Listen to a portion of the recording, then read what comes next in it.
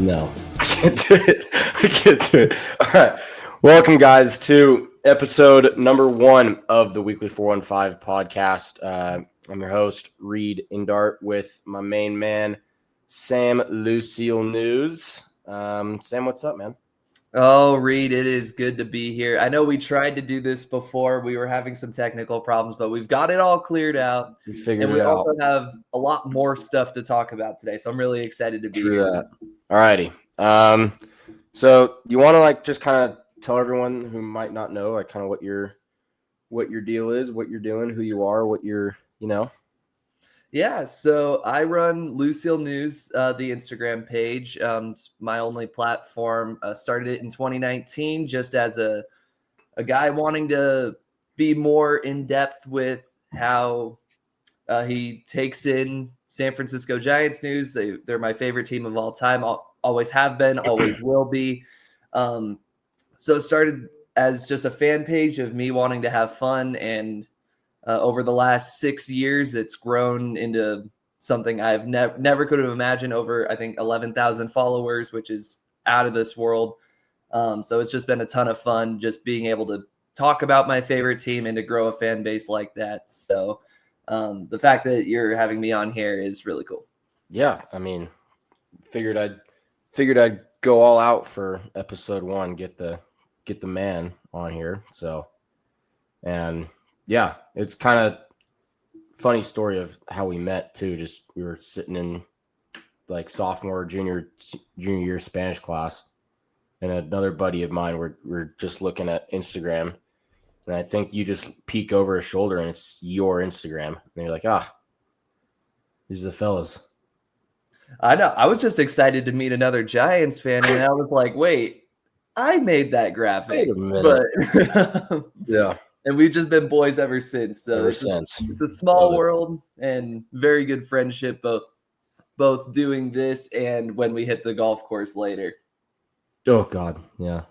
I'm holding you to that. Fuck, that's a tough one. I think we're gonna go at some point next Absolutely. week. Absolutely. Alrighty. What should we hit first? I think first things first, we should just kind of recap the season right now, where the Giants are sitting at 54 and 55. A month removed from being 10 games over 500, a little over a month removed from acquiring Rafael Devers, which I thought, and pretty much everyone around the baseball industry thought, was going to be the Giants are buyers move, and it obviously didn't pan out that way. So what are your kind of thoughts? I think we have very similar thoughts on how the season's been going so far, I think. Yeah, they started out red hot. They were tied with the Dodgers at one point. They were in first place. And it's the last month has been a total spiral. Go figure. They've had one of the worst records, if not the worst record in baseball since they made the Rafi Devers trade. And it's kind of hard to pinpoint one thing. I mean, it's very easy to point to the offense as a whole. Willie Adames was a guy who was really awful during their really good stretch of baseball, and then he seemed like their only reliable hitter ever since that stretch. I mean, Devers was still coming into his own. Chapman was hurt for an extended time, but guys like Elliot Ramos, Jung-Hoo Lee, Mike Yastrzemski, these guys who had really strong starts to the year just fell off. And you kind of just go up and down the lineup. There wasn't consistency. There were injuries. Their pitching had been a saving grace. Logan Webb, Robbie Ray, Landon Roop for the rotation had been studs. You go to the bullpen, you had collectively one of the best bullpens in baseball. Randy Rodriguez, Camilo Doval, Tyler Rogers. We'll talk more about those last two in a second. Eric Miller, Spencer Bivens, these guys who had all had really, really good years. So their pitching had really been the backbone. but they just couldn't string enough hits together, and it's led to this really, really awful stretch. And now it's not even like the vibes aren't there either. Mm-mm. Before it's like, all right, this team is clicking everywhere. And even if there's like a tough loss, you're like, we'll get it back tomorrow. But during this stretch, they just got swept by the Pirates. By the Pirates. Like I was at the game on Tuesday, the good old 2-hitter. That sucked. No yeah, good. I mean, I agree. I think like throughout the season, like you mentioned the vibes thing. I think that's something we've talked about a few times. Like you were never really worried. Like you never really thought after a loss, you never thought they were going to lose the next one, or you really never thought they were going to lose a game, just with how kind of consistent everything was, top to bottom, from like you said, the pitching all the way to the hitting. And I think like kind of since late May, the hitting has obviously gone to somewhere that I don't even know where. You can say it. You can say hell, yeah. There it is. It's I mean, the pitching has been decently solid up until the last few weeks, and you could definitely see the vibes absolutely shift. Like I can't remember the exact quote from Ramos. I think it was talking about like, he's been having a rough stretch, no doubt about it. But I think when after like his stupid base running blunder errors that he's been known for,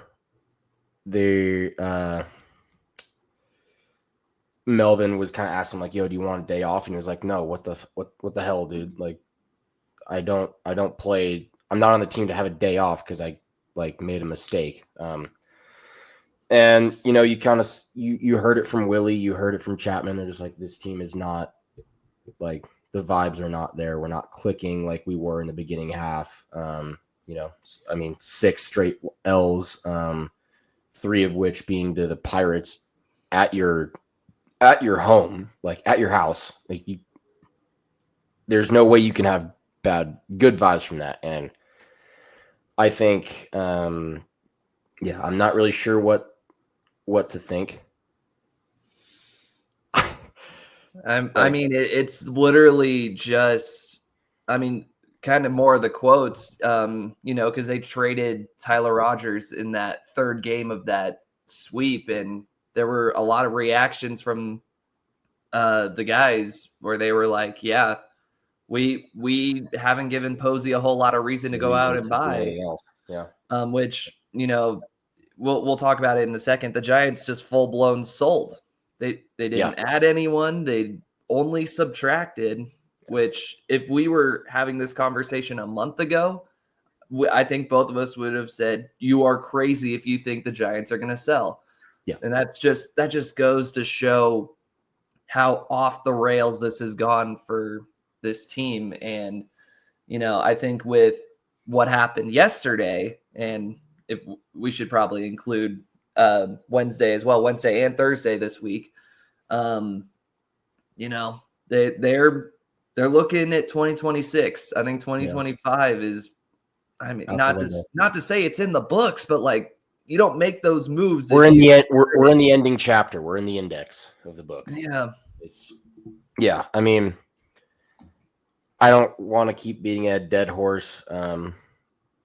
I still, like, the one thing I will say this, I'm glad the Giants did something, because I think the last 3 or 4 with trade deadlines with Farhan at the helm, they've kind of just AJ Pollock suck. AJ Pollock. Who else? Mark Canna. Yeah. Paul DeJong, or however you say it. DeJong. Oh my. Like, you're sitting at a worse record than the Giants are right now, and you're adding Paul DeJong and AJ just Pollock. to cut him a month later. Like, yeah. So I'm happy with the moves. I think standing still like the Giants have for the past few years just gets us nowhere. Obviously, you never want to see a team sell unless you're like the Rockies, but they don't have anything to sell. But seeing the Giants sell at this stage, especially after the hot start they had and the decent like first half they had, sucks. So, like I said, I mean, when we first recorded this podcast, it didn't air. Like I said, we had some technical issues, but we were discussing. We were talking who would be some great buys, and go figure. A lot of the guys we mentioned were on the move yesterday, and so one of which two of division rivals. They're not with us. They're not with us. They're not with us. In fact, the guys who we were expecting to be part of that playoff run a month ago are now. Two of them are in New York, and one of them's in Kansas City. So yeah, it's brutal. But what can you do? Yeah, well, you can sell and get some prospects, and that's what they did. That's what they did. Yeah, and we'll talk about that here in a second. But just one more thing before we get to the trades. What do you, if you had to put this on anyone, whether it be the players, the coaching, the management, the front office, who like this slide, who would you put it on if you had to pick? See, there's just so many things that have happened throughout the last month. I don't think you can pin it on just one person or one guy, one player, one coach. I think it is a collective. Everyone hasn't had it. Bob Melvin's made a lot of questionable moves. The players just have not clicked whatsoever, especially on the hitting side. And the coach, I mean, it's very evident that whatever they've been told by the coaches over the last month hasn't worked. So I don't think it's one thing to really point at one person. I part of me wants to, it feels mean, but pointing at just the mental blunders that Elliot Ramos has made is, I feel like, not to say that is what has caused what has happened over the last month and a half, but it feels like that just sums up what has happened. Yeah. Everything that he has done personally is everything bad that this team has collectively done. Yeah. There's no luck. Yeah. All that. Yeah, I kind of agree. Like, I've never been one to blame anything on coaches except for I think probably the last year or so of Kapler. But that's a story. But I think for me it's kind of hard not to put anything on Burrell. Two hits against, I can't even remember the pitcher's name against the Pirates on Tuesday, or for the Pirates on Tuesday. Falter? Like, yes, I think it was Falter. But 2 hits in 9 innings while the Pirates get 12. Like, I don't know. There's something, I think that something needs to change in that general direction. But they can't just let that happen. No, and not be like really fucking pissed about it. That's like if I was everyone on that team, like, so be like Devers, Ramos, they've obviously been in their tough stretches. Lee, Adames has really been the only one that's hitting. If I was everyone else, I'd be kind of looking at Pat Burrell and be like, what are we doing? Like, what are we doing? What's our plan? Yeah. If that makes any sense. Whatever it is, it hasn't been working. Not working. All right. Should we get into the juice? Let's get into the juice. All right. So, as most of y'all should know, yesterday was the trade deadline. Ended at 3 p.m. Pacific Standard Time, which, if you're new to baseball, this is pretty much the last day of the season where a team can make trades to help their team in going into the playoffs or retool for the future. So if you look at teams like the Mets and the Padres, they tooled to help their teams into the playoffs. If you look at teams like the Giants and who else sold? The The Twins. Pirates, the Twins. Good point. They're retooling for the future. So that's just a basic trade deadline. If you're unaware, the Giants made 3 moves, all 2 of which were pitchers, one of which was a outfielder, and all beloved Giants fan favorites. And those would have been Tyler Rogers, Camilo Doval, and Mike Yastrzemski. What are your thoughts on those moves? Yeah, it seems like they were all necessary moves. I do think they got good value in each of those trades. There's definitely positives that you can point to. I especially liked the return in the Tyler Rogers trade.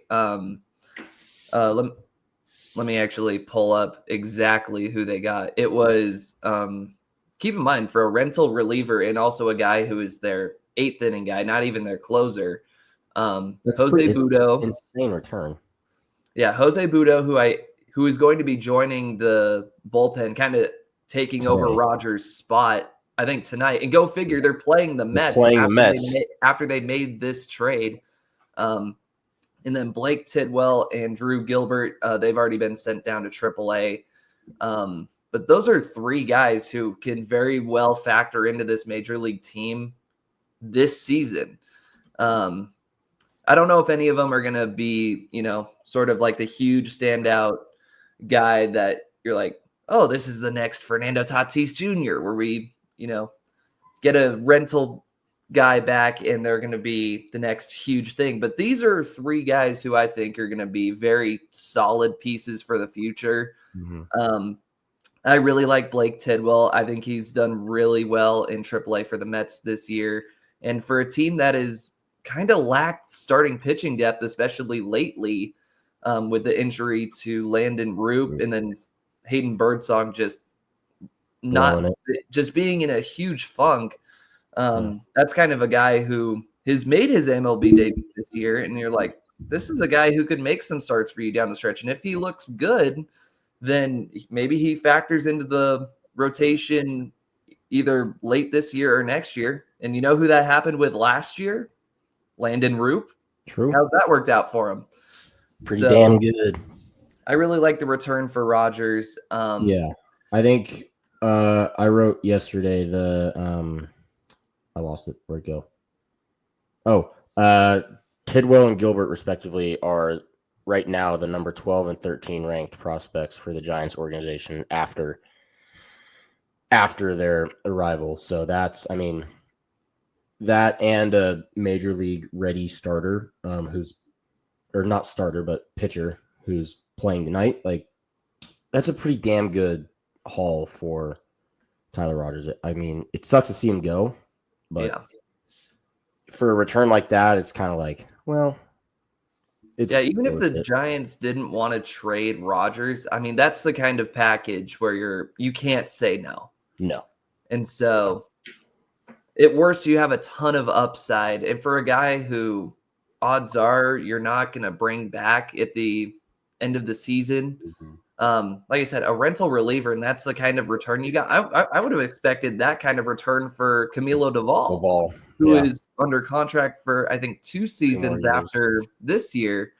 I think he's, and we'll talk about his return here in a second, which I was a little underwhelmed by. I still think they got some good players, but if we're comparing, both relievers going to New York, it seems like they got a lot more for Rogers than they did Doval. And I feel like Doval was probably a better, you probably could have gotten more.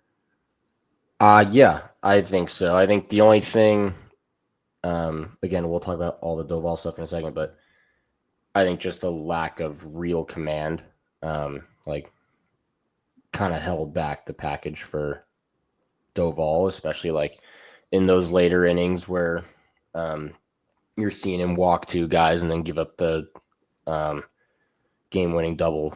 I think that's that could be the only scary thing with with the Yankees sending that package over.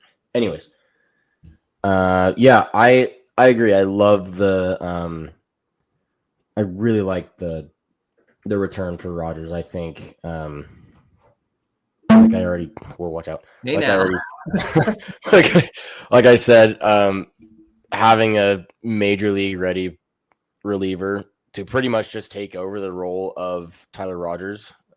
While he hasn't been Tyler Rogers, I think he could level. be just as. I think he could be the next kind of Camilo Doval, where kind of a flame throwing, high leverage guy. I still think, with those two moves that Randy Rodriguez is going to be taking over as the closer. And I think that was hinted at by one of the Giants reporters. I think it might have been Susan Slusser. I think it was, yeah.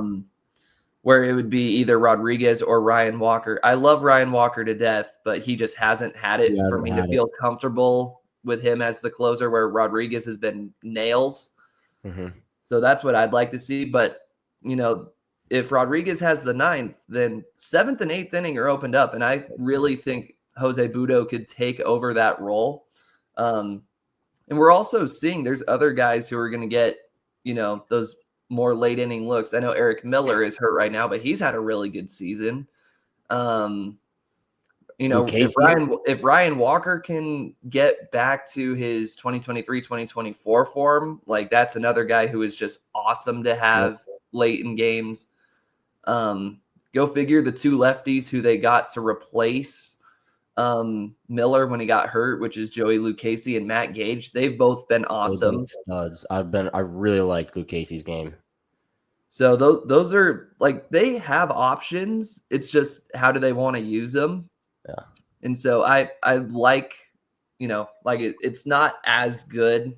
Obviously, there's not those nails options that they had with Doval and Rogers, but they'll make it work. I agree. Okay.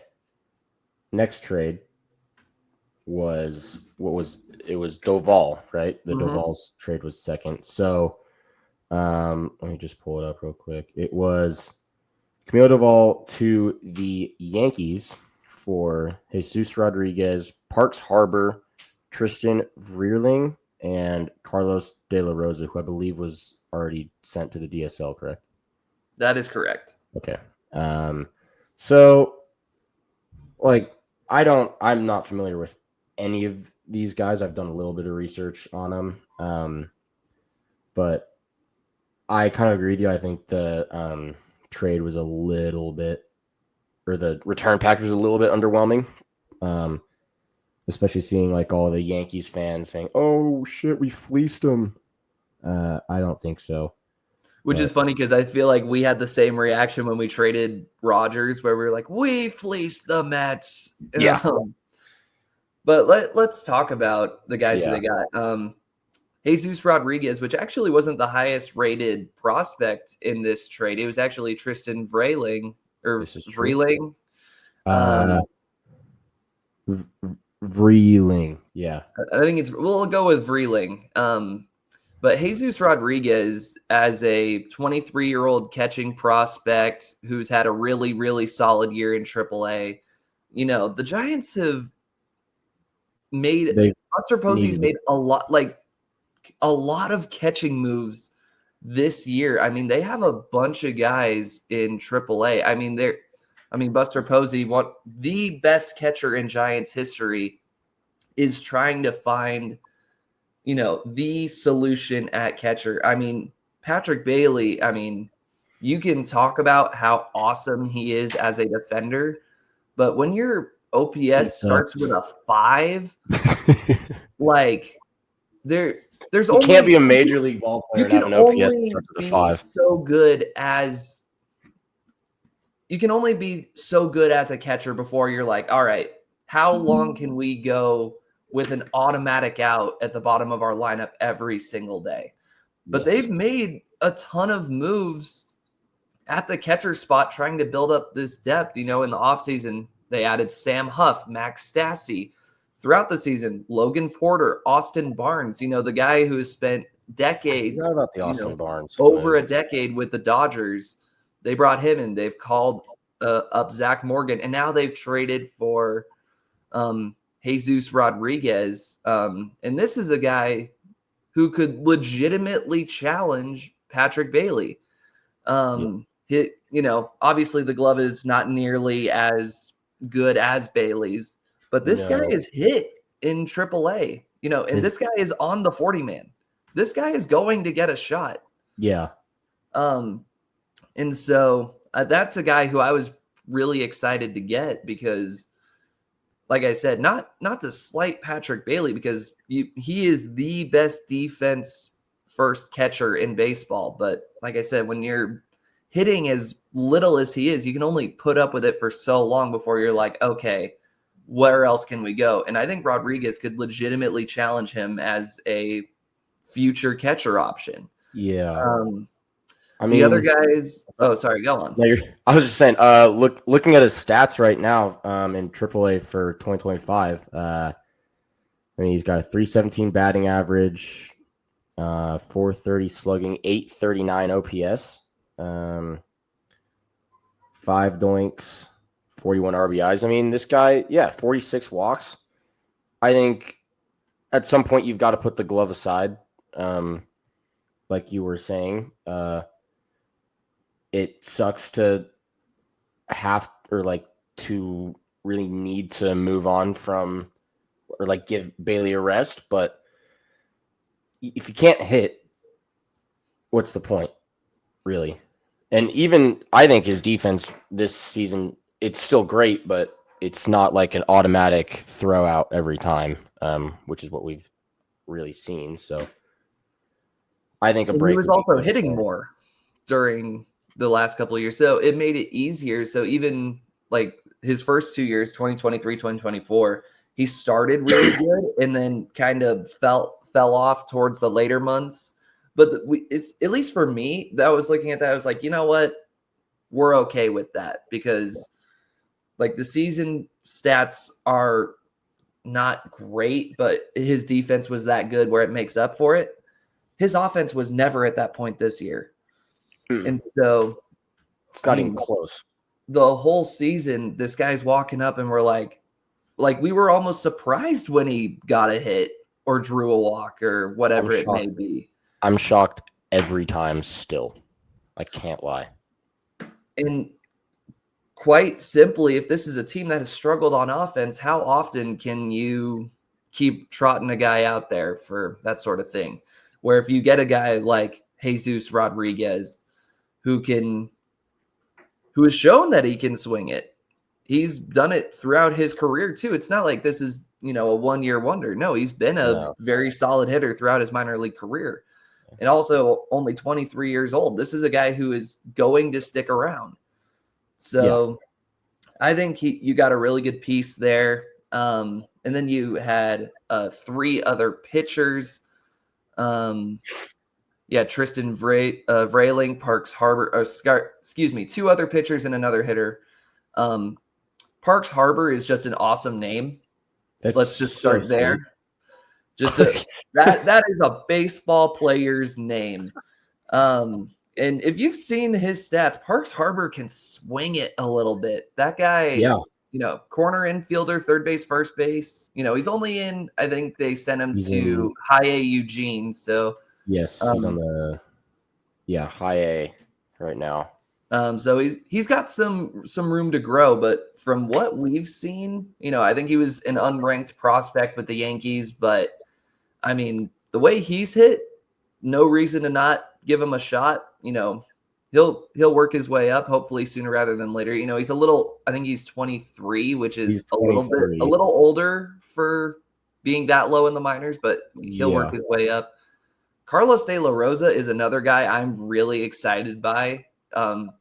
17-year-old lefty who strikes out everybody. Ton of room to grow. Super young, so we're not going to be seeing him for a while. But just as a pitching prospect, definitely a guy you can work on and can become a really, really solid piece for you down the road. And then Tristan Vrayling, I think he was in Double A. some really good strikeout stuff. That's probably the guy I'm the least confident in, but not to say that I'm upset about it, because you need pitching depth, and obviously the staff can work with him and maybe tweak a couple things and get him right. But I'm really curious to see how this package works out. Obviously, Camilo Duvall, bounced back this year, and after a really rough 2024, everyone was ready to cut him in the offseason last year, and then he has a much stronger bounce back this year. Not to the level that he had been in the past, when he was an all-star. So I wonder if that kind of brought his value down a little bit. And that's why the Giants couldn't get as much of a return. They certainly getting 4 players. They got a return. Really good. Yeah. They're not nobodies. And they're not nobodies. Exactly. Which is big. Yeah. I mean, just kind of looking at all the stats right now, I'm stoked about it. I think I was a little hesitant just on my just when the trade happened yesterday. I think I said it before, it hurts to see these players go, but again, we're retooling for the future, and the Giants farm system, it's not the best at all, really. So getting these guys is huge. I think, like you were saying, Jesus Rodriguez is going to be an absolute animal. Yeah, Parks Harbor is just awesome. By name alone. It's just every way he's just awesome. He could be hitting like Patrick Bailey for all with a name like that. Bring him in. Bring him in. I love it. Okay. Yeah. Any more last thoughts on the Duvall trade before we sneak into this last one here? I'm just really curious to see if Rodriguez makes an impact this year. I think you gotta, at some point, you gotta give him a shot. At least as the backup option. I mean, they've been trotting out Andrew Kisner, who, not to give him any flack, but that's not your long-term guy. That was a guy you signed in the middle of this season. You weren't even planning on having him here.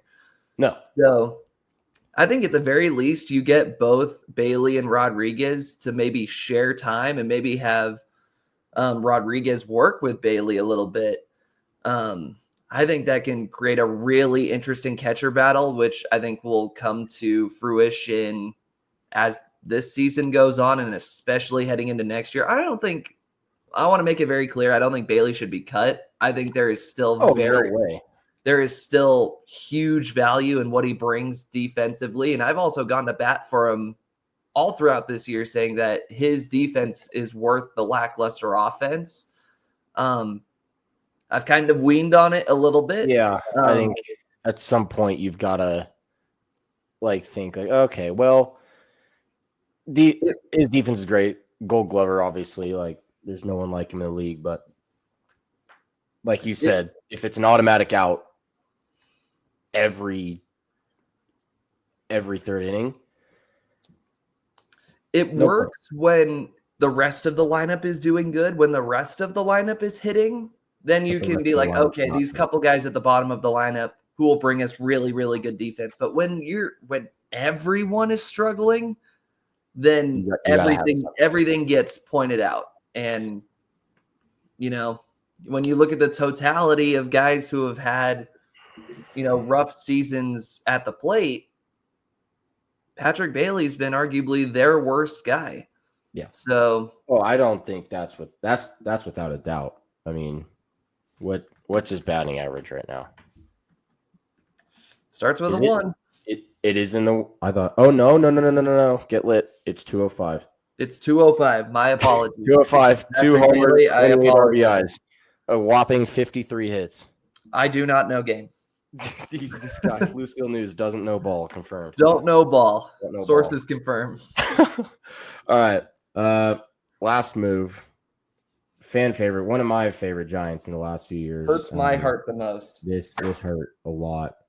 It sucks. I knew it was going to happen.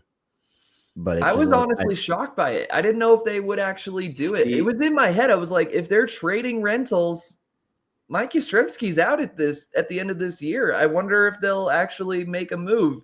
And and they did. Yeah, I think you kind of had like you didn't have to. Well, none of these guys had to go, but the team forgot how to play baseball, so they had to. I think getting something for Yaz. I mean, the return was Junior Marte, not known Giants legend Junior Marte, new Giants legend. I was fooled. I was like, what the hell are they doing? What are we doing? And then I believe another corresponding move that has yet to be announced. I could be wrong on that. And that was it for Yaz. It hurts. A very above average defender. I think he should have I think he should have a Gold Glove. I mean, we saw what he did on Wednesday, diving into the concrete of the stands. Yo, play of the year, arguably, and that's his last highlight as a Giant. Yeah, I mean, did he know he was going? And he just was like, all right, I'm going to show out for the fellas. Well, if he did, it worked. Yeah, I mean, it hurts, man. Yeah. He was just beloved by everyone, regardless of how he played. He was always a below average to average bat at best. Mm-hmm. Always an above average defender, but just the greatest dude. Everyone loved him. Like, yeah, it hurts, and I kind of knew it was going to happen, and I'm not glad it happened, but I'm glad the Giants got something for him instead of just having him walk in free agency, because if he was a free agent after the end of the season, so if they didn't trade him, they would have just been so yeah, totally agree that I think it would have been more painful had they let him walk for free and just let him sign. Like, say he signed with the Royals in the offseason, where especially then you can kind of compare, be like, oh, we could have afforded that deal. But, like you said, Yastrzemski was, it was also the underdog story in it. Everyone likes rooting for an underdog. A 28-year-old rookie gets traded over in 2019 and just lights the world on fire and spends, 7 years, 7 years in the orange and black, and just was a very solid Giant all around. Yeah. Was a very good player, was never the star, but was just a staple, a guy you could plug in there and what kind of quality of player you're getting. You're getting, play hard every day. And hovering around average, hitting numbers with just some really, really strong defense in the outfield. There were a couple tweets on it. I do think it was the right move to trade him, as awesome as he was. I think everyone could admit that the ceiling was a little bit limited, and he was up there in age, 33, 34 years old.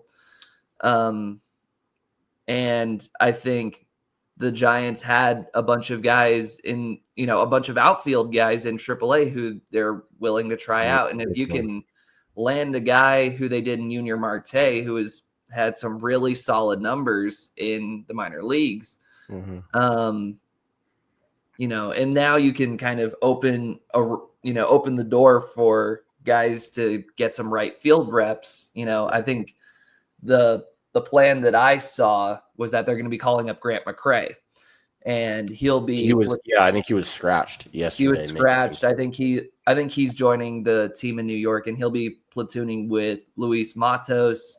I wouldn't be surprised if Marco Luciano gets a shot soon. I was about to ask something about that. And I wouldn't be surprised if Drew Gilbert, the guy who they just got in the Tyler Rogers trade, I wouldn't be surprised if he got a shot too.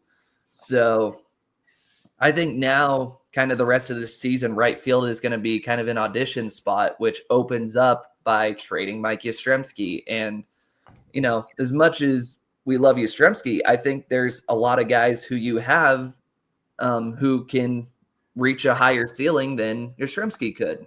Yeah. And could be a future piece where I think Yastrzemski, this was his final year regardless. And you got a really solid pitcher back in return, and you opened that lane. Yeah. I fully agree with you on like the right field opening. I think all those like the right field depth was decent.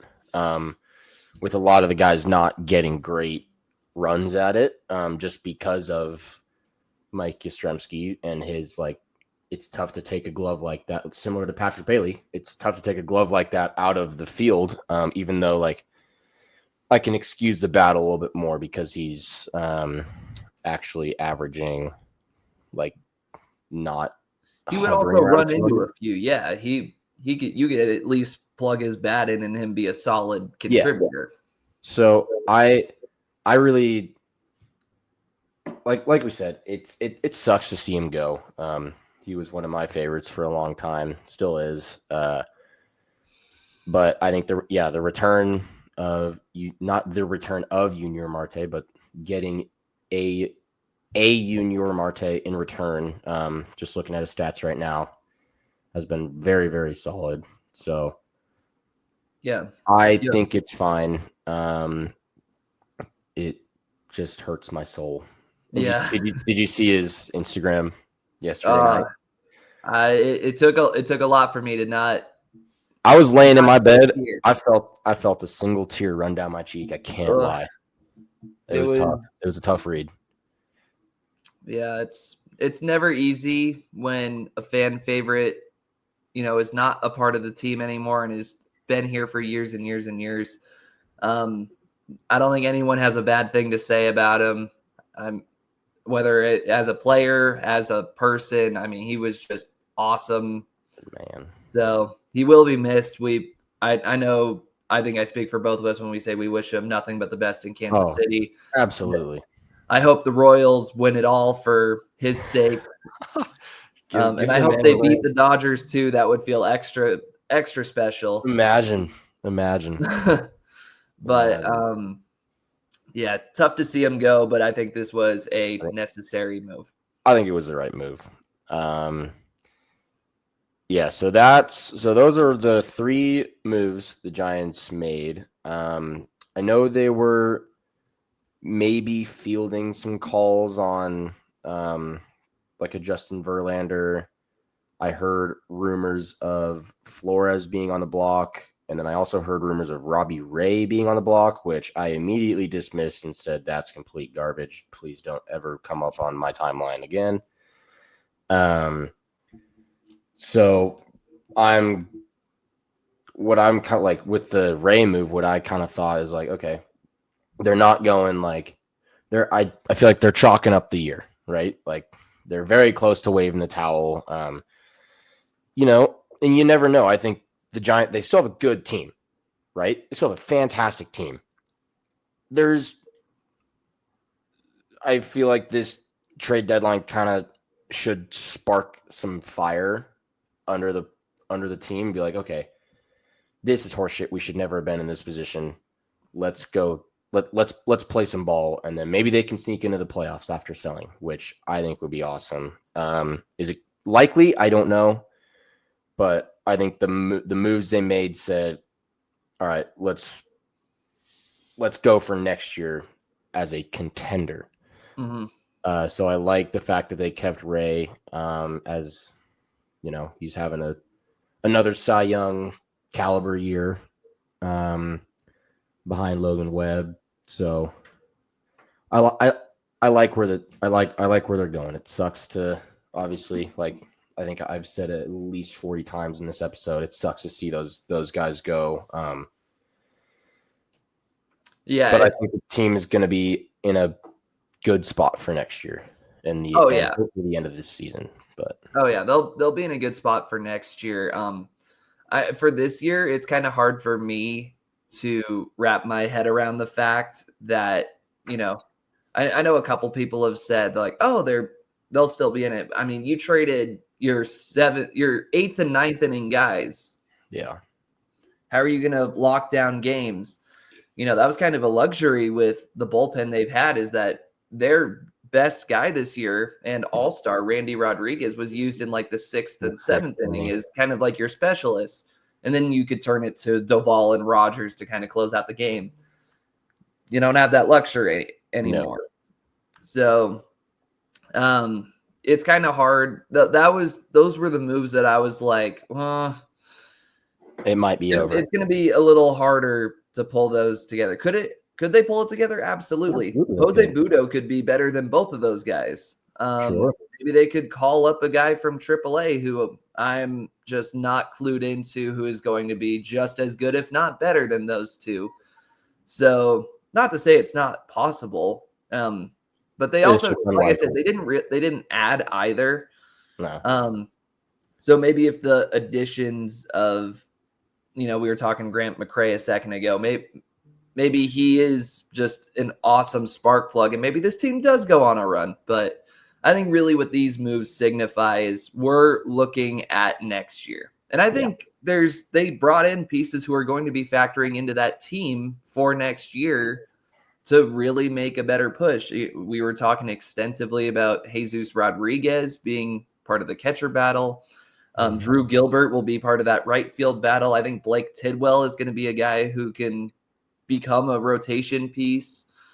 Jose Budo, like I said, is a guy who I'm really interested to see how he's used, because I think he's got really, really good stuff and could be a late inning guy and take over a role that was filled by Rogers and Doval.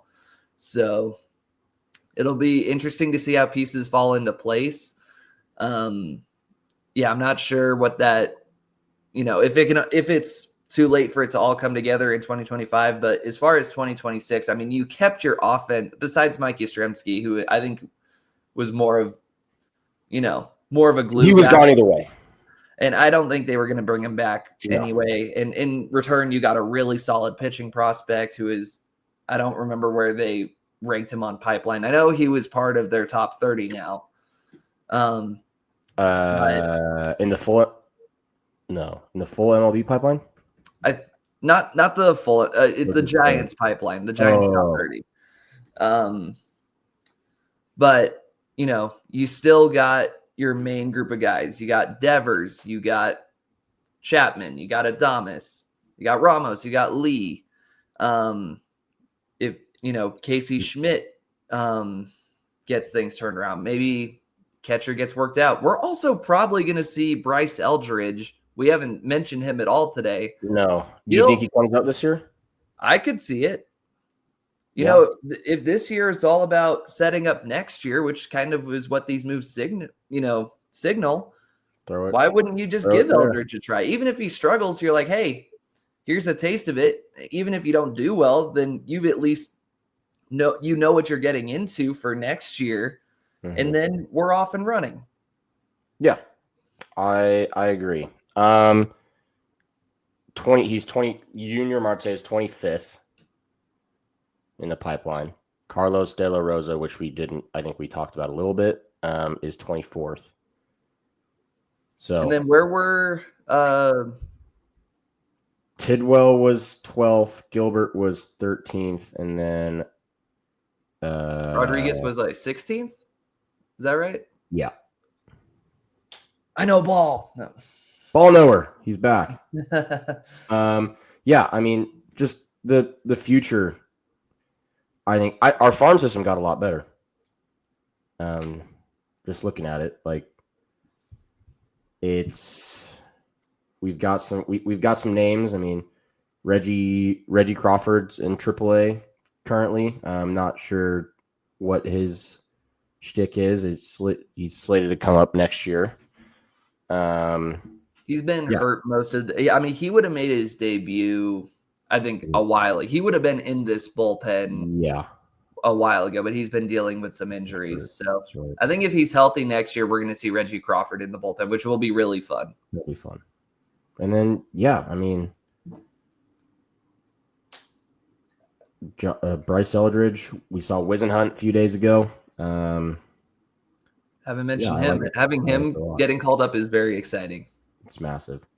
All right, we got 10 minutes. I want to shut this in an hour. So, what do you think? I think just let's say this season's a chalk up, right?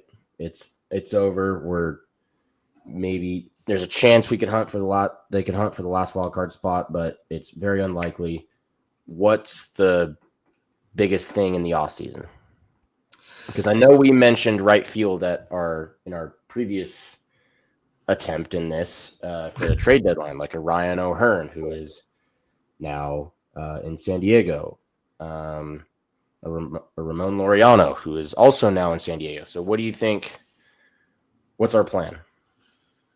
Oh, good question. In your greatest advice.